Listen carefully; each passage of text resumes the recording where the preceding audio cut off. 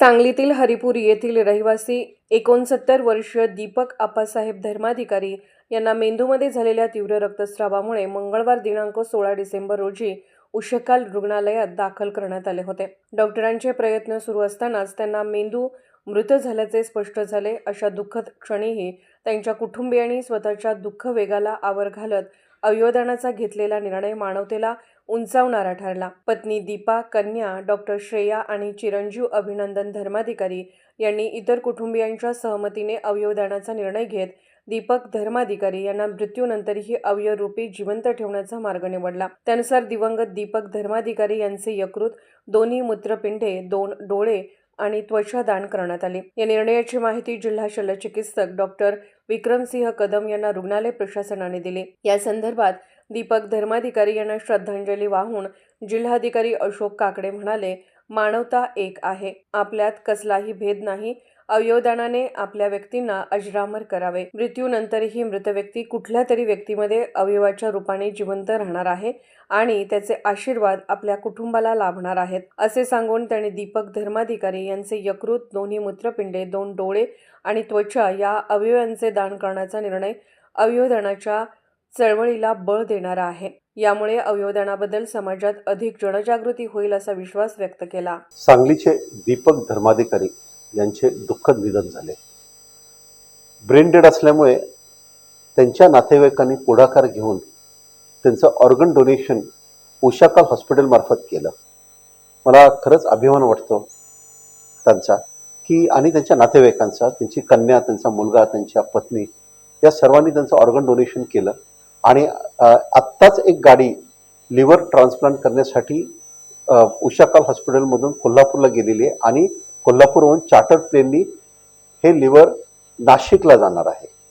त्याचबरोबर त्यांच्या एका किडनीचं डोनेशनही झालेलं आहे आणि तेही नाशिकलाच ते घेऊन जाणार आहे.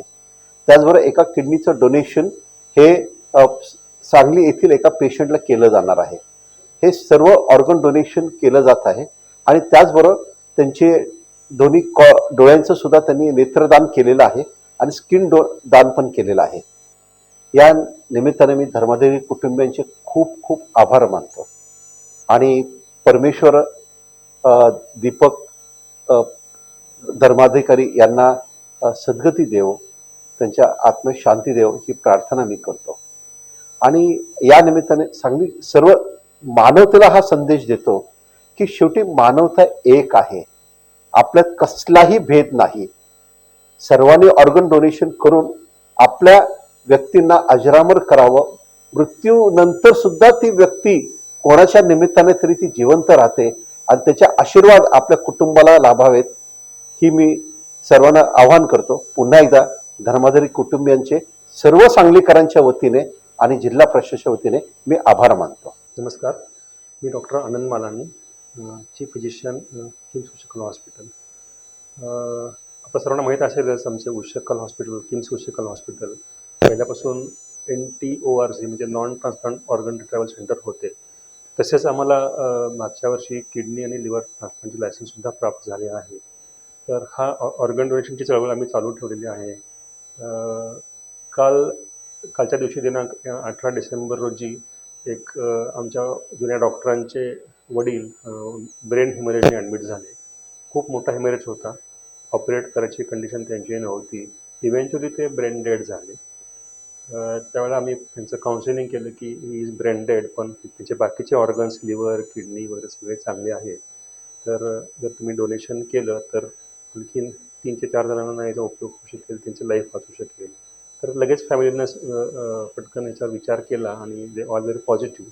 तर सगळ्यांनी एकमतानं ऑर्गन डोनेशन करूया असा निर्णय घेतला. तर ऑर्गन डोनेशन ही करण्याकरता ही फार मोठी यंत्रणा लागते. खूप सिस्टीम असते, त्याला खूप डॉक्युमेंट्स असतात, खूप कामं करायला लागतात त्यांची.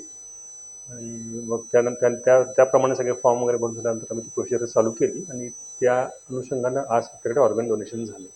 तर पेशंटची लिव्हर आणि दोन्ही किडनी ह्यांचं डोनेशन होत आहे. लिव्हर आपल्याकडून नाशिकला जाणार आहे. नाशिक येथील एका हॉस्पिटलमध्ये एका पेशंटला त्याचा उपयोग होणार आहे. एक किडनी जाणार आहे नाशिकला आणि दुसरी किडनी आता आपल्या हॉस्पिटललाच मिळते. तर आपल्याकडं एका पेशंटची आज किडनी ट्रान्सप्लांट ह्यांच्या किडनीमुळे होणार आहे. ही चळवळ पुढे चालू ठेवण्याची नितांत गरज आहे. किम्स उशकाल हॉस्पिटल आता NTORC बरोबरच एक ऑर्गन ट्रान्सप्लांट सेंटरसुद्धा आहे. धन्यवाद.